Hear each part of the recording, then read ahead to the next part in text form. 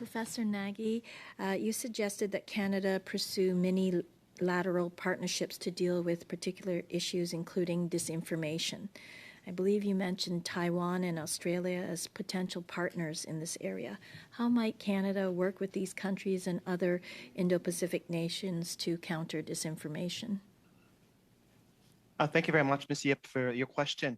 So first, I think we have to recognize Taiwan as what it is. It's a political entity according to our One China policy, and we need to be very clear about that. But they are on the forefront of disinformation from China.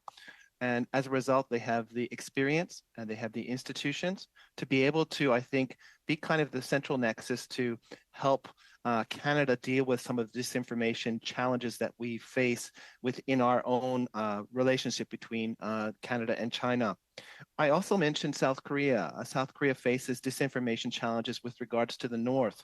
And again, I think collectively using the different kinds of experiences that these countries on the forefront of disinformation have will be critical in terms of identifying disinformation, finding ways to combat disinformation and push back on disinformation. I include Australia because Australia's experience over the past several years with China has been very difficult. It also has experience in managing disinformation. And this is why I've advocated for, again, the collection of Taiwan, South Korea, perhaps Japan, Australia, and the United States to work with Canada to, again, share the patterns of disinformation that they've identified, the processes of which they push back.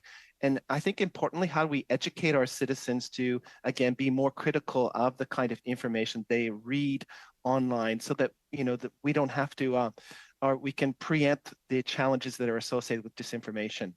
So this is how I am envisioning a mini-lateral partnership between these countries and political entities.